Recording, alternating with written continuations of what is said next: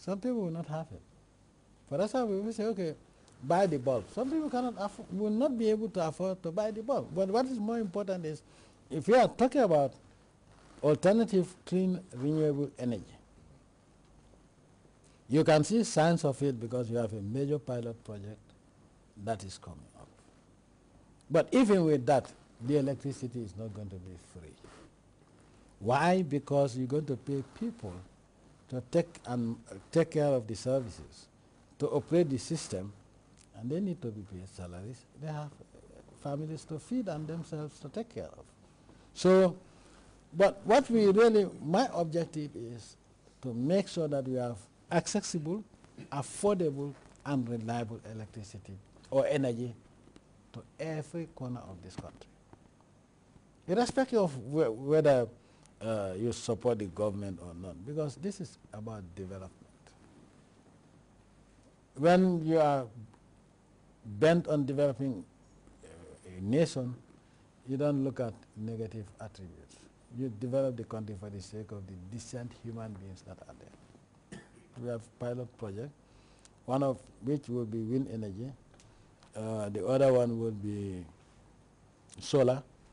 And I think another one that would come maybe later is wave energy, using the waves.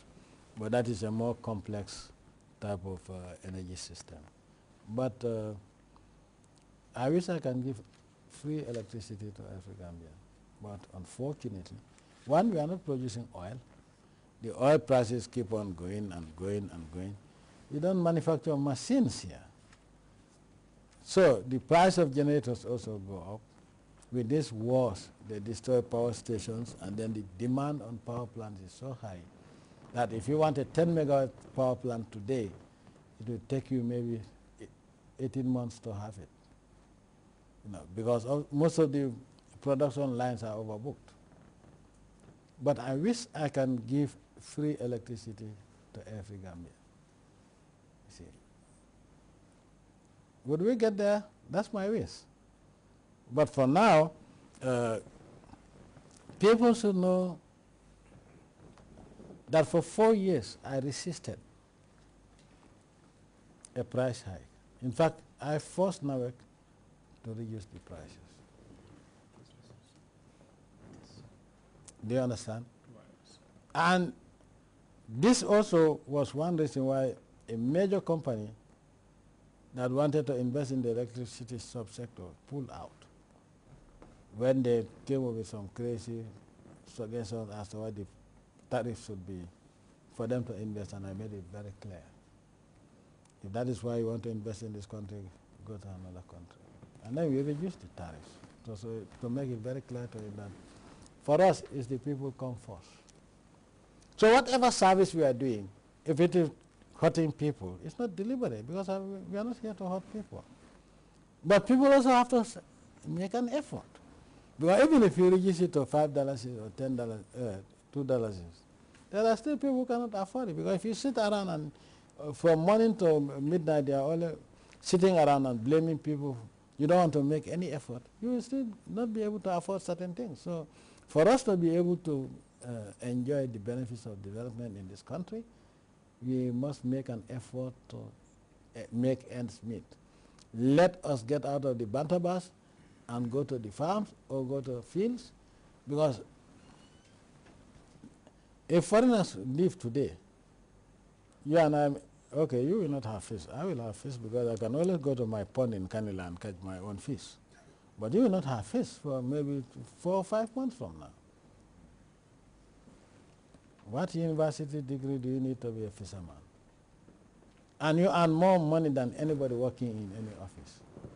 But our natural resources that Allah has given us is benefiting foreigners more than Gambians because of our attitude. So you see, even with regards to,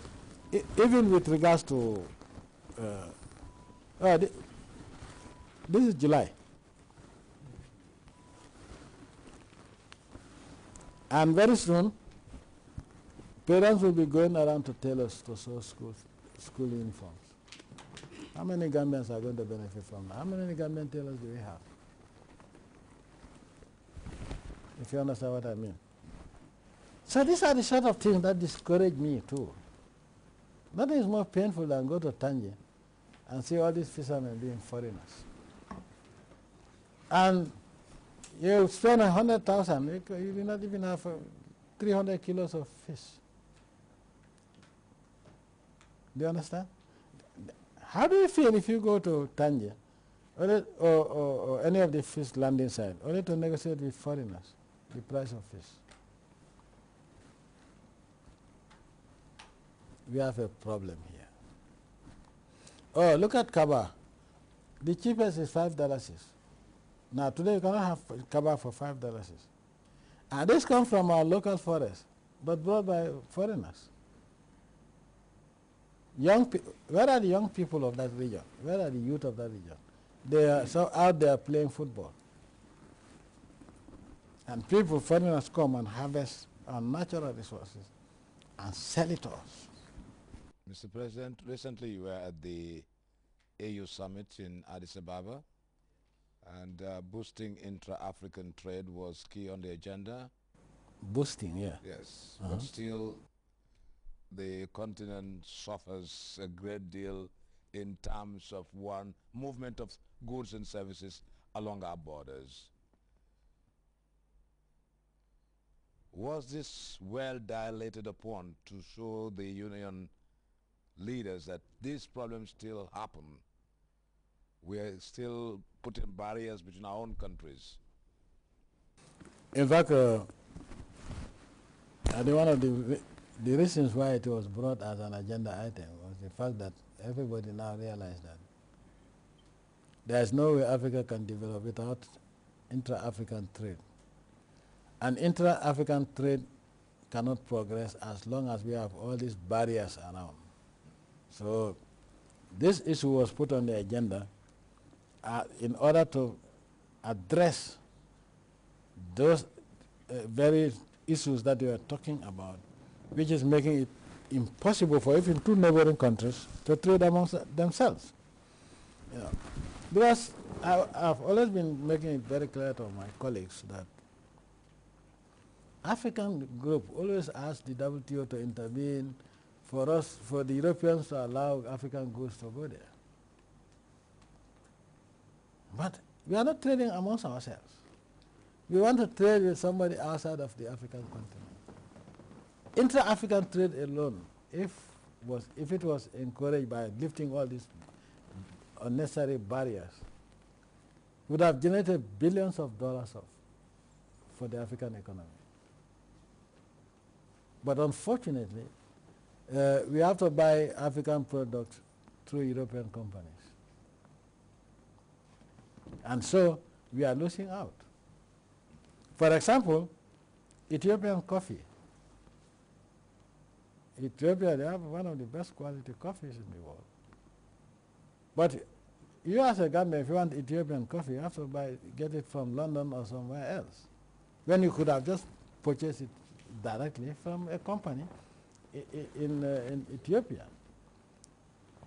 When you look at travel, if you want to go commercial from here to, okay, maybe Ethiopia, they have Ethiopian Airlines.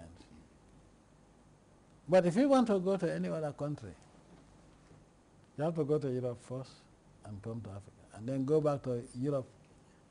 This is the problem. Why I always tell them that even travel within Africa itself, even within West Africa itself, it's a nightmare. So when traveling alone is a nightmare, you cannot even, that's a big disincentive for trade. So I proposed before, why can, instead of having this airline, every country having a non-functional airline, why can't we have regional airlines?